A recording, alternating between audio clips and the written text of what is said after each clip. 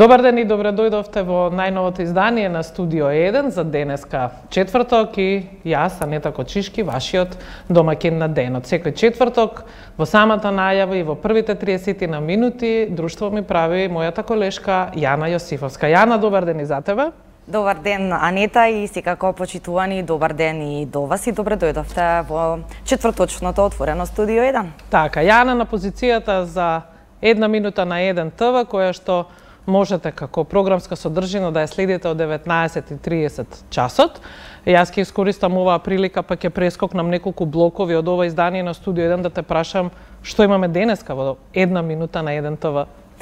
Па се уште е рано, односно се уште немаме одредена конкретна тема, со оглед на тоа што ќе почекаме малку да видиме како ќе се развива денот во однос на информации и настани, па секако гледачите веќе од 19:30, како што најави ти, Анета, ќе имаат можност да се јавуваат на темата за која што. Да, го правиме токму тоа што го правиме секој ден. Содржината на една минута на 1 ТВ ја диктира денот. Поточно, случувањата кои што се во текот на денот налагаат што Јана ќе зборува со вас во 30 минути на една минута на 1 ТВ. Почетокот секогаш резервиран и за најинтересните делови од вчерашното издание на Студио 1, кое што, како и секоја среда, вчера го водеа колегите Боријан Јовановски и Ацо Кабранов. Јана, што издвоивме овој пат? Да, од она што хајлајци, како што ги нарекуваме, во дневните разговори, вчера приматот може да се каже дека беше на разговорот со министерката за правда Рената Десковска. И воедно на актуелни теми. Да, Рената Десковска беше гостинка во вечерното издание, нели, од 21 часот и многуте прашања, а се надевам и корисни одговори кои што ги доби од Рената Десковска, колегата Боријан Јовановски. Да погледнеме. Па добро, ние сите сме свесни во рамките на владата, но и во рамките на Министерството за правда, дека од приоритетите кои што ни се зададени на патот за евроинтеграција не смееме да отстапиме. И ако ги погледнете извештаите кои што беа на Европската комисија и кои што ни укажуваа што треба да испорачаме како резултат, еден од тие патокази беше дека треба да воспоставиме владење на право, треба да покажеме принцип на одговорност и дури се посочуваат и одредени ситуации, односно одредени настани во минатото кои што треба да поминат низ судските филтри и да има одговорност. 27 април е еден од тие. Тоа е дури посочено во извештајот на Европската комисија како конкретен датум. Исто така, оние случаи на корупција и криминал кои што ги гони специјалното јавно обвинителство, исто така чекаат завршница, односно да се види дека имаме процес на независно, непристрасно судење и судска завршница која што ќе покаже враќање на принципот на одговорност во Република Македонија. Факт е дека предизвиците други кои што се поставија пред нас, значи условите не се само во една насока, имате услови и за решавање на спорот со името како предуслов за отварање на патот кон НАТО и кон Европската. И сега гледате дека комплексна ситуација во која треба да дојдат до израз принципите на владењето на правот. И во јавноста постои реално и со право една забуна што тоа значи и како тоа ќе се изведе. Да, заради тоа што ние сме свесни и дека едното без другото не може. Значи и да го решите името, ако немате резултати на патот на реформите, имате проблем. Ако имате резултати во реформите, а не го решите спорот со името, повторно имате проблем. Значи тоа се некако врзани садови, врзани услови кои што каузалитет во кој треба да се снајдат. Да, многу тешко да се менаџира, но мораме да го менаџираме. Идејата што ја промовираше премиерот во собранието за помирување, тој неколку пати ја објасни јавно дека помирувањето не смее да значи амнестија, не смее да значи неодговорност за одредени постапки кои што се случени. И тука јас лично немам никаква дилема дека нашето општество, нашата држава помина низ еден траурен период во минатото, период кој што остави последици не само врз луѓето, врз поединци кои што беа директно напаѓани, кои што беа директно предмет на атак на 27 април, туку тоа остави последици и врз општеството генерално. Да, Јана, дел од овие изјави одговори на министерката Десковска, колку што можев да забележам, превзема и повеќе портали, секогаш кога е министер гостин, кажува, барем верувам дека кажува корисни работи кои што им значат на многумина и се верни и веродостојни секако да бидат пренесени понатаму. Ова беше еден дел и еден исочок од вчерашното издание. На самиот почеток издвоивме уште само едно покусо парче за едни навистина херои кои што вчера попладне ни беа гости токму овде во ова студио. Така, Анета, беа гости ексклузивни децата со Даунов синдром, кои што пак победија во светското првенство во Полска во хип-хоп надпревар. Тоа беше многу интересен момент да се види тука во отвореното студио 1. Колегата Боријан Јовановски им постави меѓу другото и неколку прашања, па еве да го погледнеме и тоа парче во продолжение.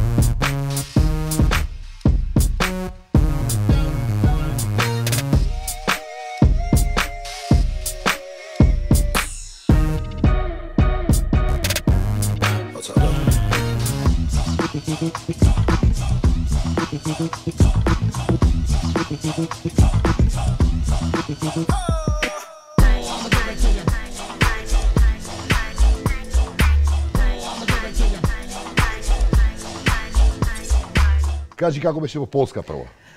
Кратко и јасно, супер. Убаво си поминавте? Сите го делите впечатокот. Другари, пријатели стекнавте таму? Други се запознавте со некој? Па ние бевме како тим. Да. Тоа благодарение на Сара и на Вичи. Така е. Добре, Моника, како беше во Полска? Убаво. Победивме и јас сакам да кажам. Мојата почеточка беше добра, одлично беше и убаво поминавме и убаво се сетовме и ќе видевме таму моите другарки и така. Прославивте ли некако? Да. Таму во Полска уште вечерта? Со моите семејство славивме некаде и... Добро, не, важно си поминавте убаво. Ето, тоа беа нашите навистина драгоцени гости во текот на вчерашниот ден во студио 1, а веќе во овие 10 минути како сме влезени во ова издание, време е да се позанимаваме со вистински актуелните настани кои го одбележуваат и денешниот ден, а и деновите кои што се пред нас.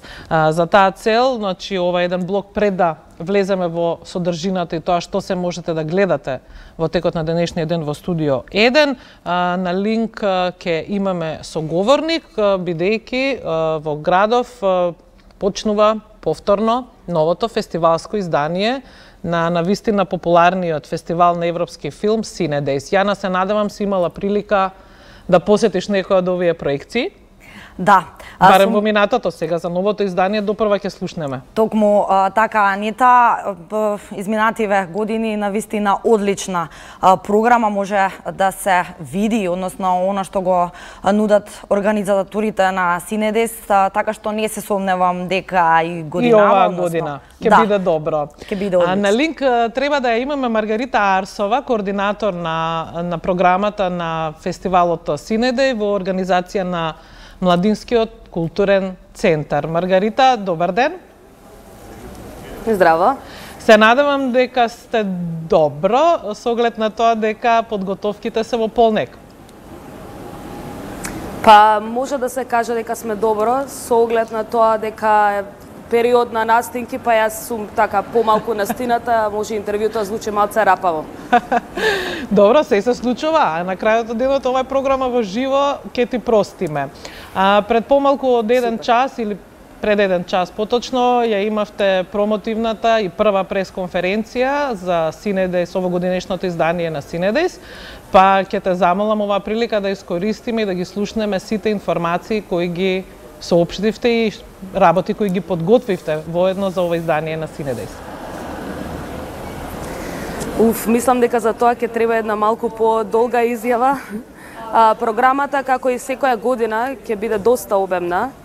Ќе имаме над 100 филмови, буквално секоја вечер концертни настани, многу работилници и оваа година новитет е и филмскиот маркет кој што планираме да го воспоставиме како еден вид на традиција на фестивалот, во кој што проекти завршени или проекти во постпродукција ќе може да си го најдат своето дистрибутивен простор во киносалите во Европа.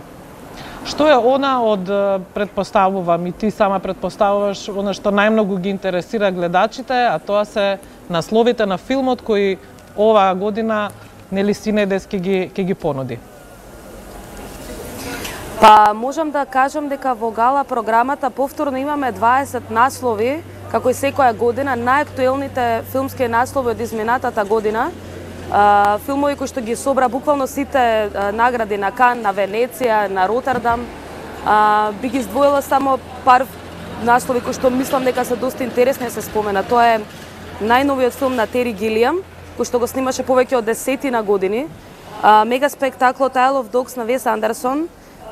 Новиот филм на Ларс фон Триер, кој што веќе е прогласен за едно од најконтроверзните изданија на овој режисер. Последниот филм на Даниел Де Луис, Фантом Тред, со кој што овој голем американски актер всушност се пензионира. Филмот Лоро на Сорентино, како и филмот The Favorite, кој што е во режија на Јоргос Лантимос.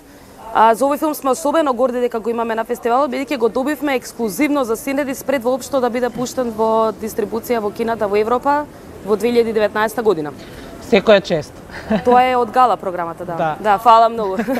Гала програмата е една приказна, како што кажа самата, постојат и многу други програми практично кои се дел од Cinedejs. Ја спомена и музиката, која стана традиција, речиси секоја вечер има свирки.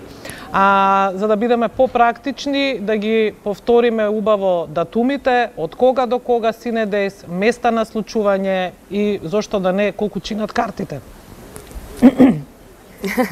Картите, тоа е тоа вечно прашање. Картите, како и секоја година, се со иста цена, 150 денари за проекциите во Кино Милениум, 100 денари за проекциите во Кино Фросина. Концертите се со различна цена на карти, може да се видат информациите на самите Facebook ивенти кои што ги направивме за музичката програма. Фестивалот конкретно од 8 до 18 ноември 2018 година. Случувањата се МКЦ и Кино Милениум, конкретно на тие две локации. Да, како што самата кажа, имате Facebook ивенти, имате Facebook страница каде што може да се види програмата во детали, нели кој ден што може да се види.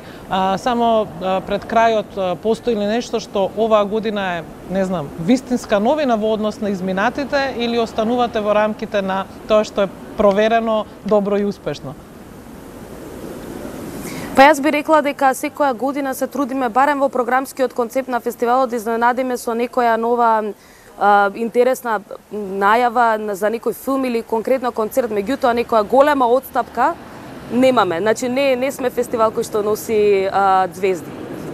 Да, но носите многу... Ние сме фестивал кој што се, многу добри наслови. Кој што се гордее со својата програма, да. Да, тоа несомнено е нашиот заштитен белег. Така, значи од 8 ноември Скопје повторно ќе дише во духот на добриот филм и добрата музика, онака како што слободно ќе кажам, МКЦ тоа најдобро знае да го спакува.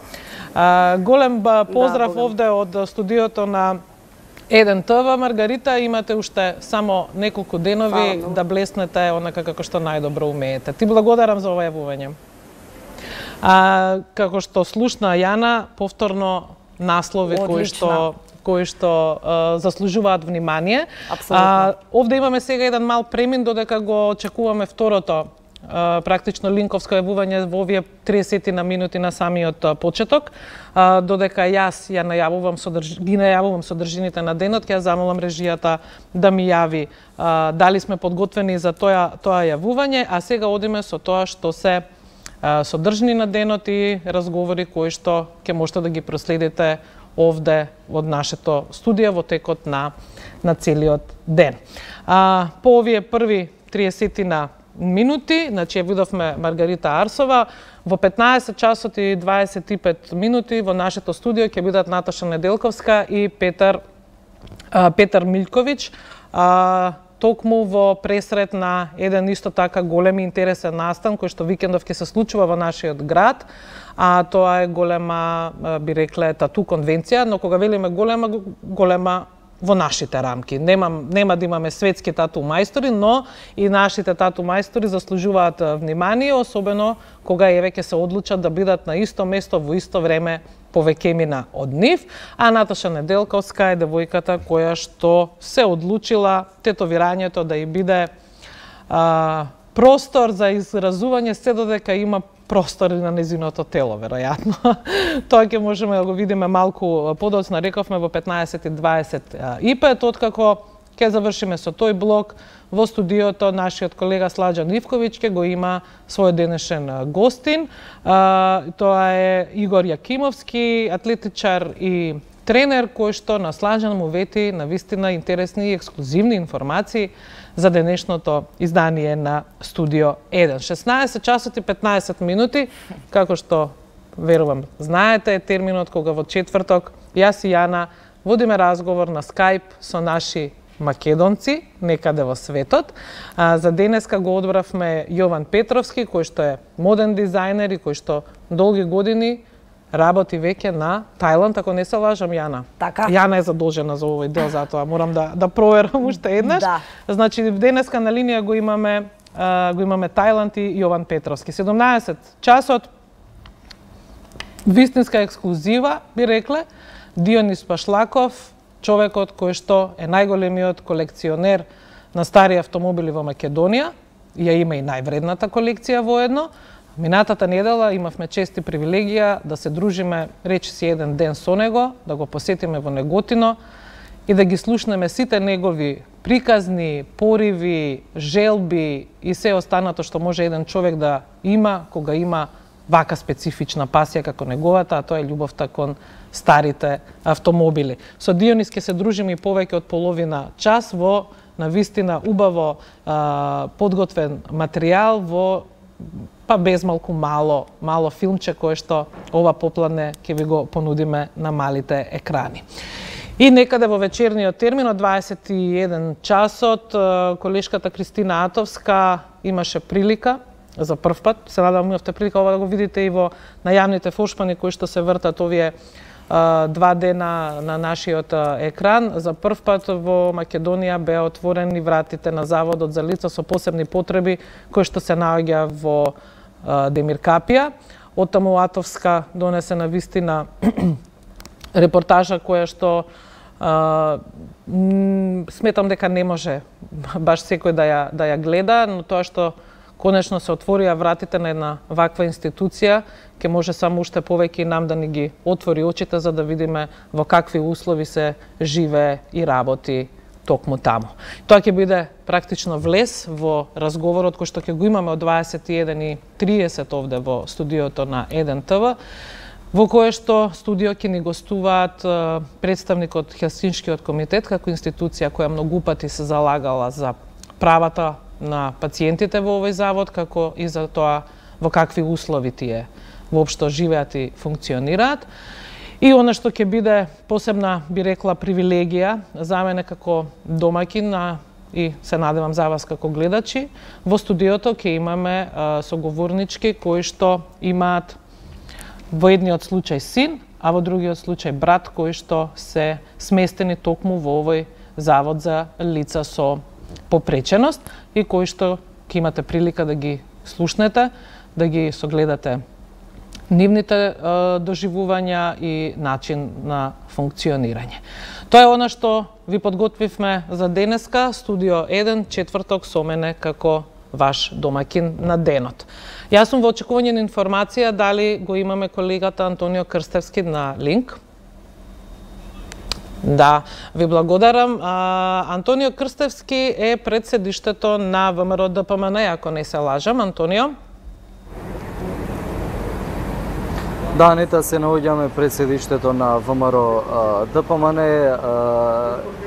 69 недвижности во собственост на оваа партија се замрзнати од страна на судот. По барање на специјалното јавно обвинителство како дел од случајот Талир, Кривичниот суд донесе одлука да замрзне поголем дел од имотот на партијата. Меѓу објектите и земјиштето кои што се замрзнати, односно за кои што е издадена мерка за обезбедување на имот, се наоѓа и партиското седиште тука во Скопје. Според специјалното јавно обвинителство, со оваа мерка се забранува отуѓување на конкретниот имот, како и давање под закуп на истиот. Действијата се преземени во рамки, како што претходно споменав, на предметот Талир, со оглед на тоа што постои веројатност до крајот на судскиот процес истиот имот да биде изнемен или продаден. Информацијата ја потврди специјалното јавно обвинителство, од каде што потврдија дека забраната е како дел од побарањето на понивното барање за случајот Талир и дека се замрзнати, односно издадена забрана за имот на 69 објекти и земјиште.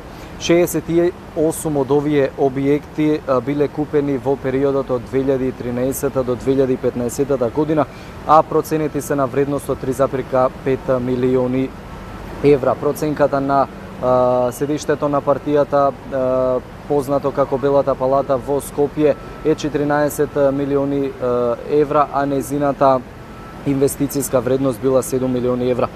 Една од причините за издавање на оваа забрана за седиштето, но и останатиот имот кој што го поседува партијата, беа најавите кои што беа изјавени од страна на председателот на партијата Христијан Мицковски дека можно е партиското седиште да биде дадено под наем, односно под закуп. Инаку случајот Талир се води против поранешниот председател на партијата Никола Груевски, Илија Димовски, Мартин Протугер, Даниела Рангелова, за тоа дека незаконски ја финансирале партијата во износ од 4,9 милиони евра.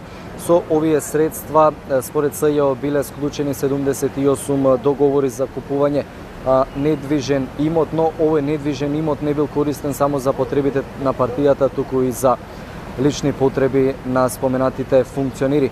Инаку, пресконференција за медиумите одржа и генералниот секретар на ВМРО ДПМН Игор Јанушев, кој што истакна дека станува збор за политички прогон.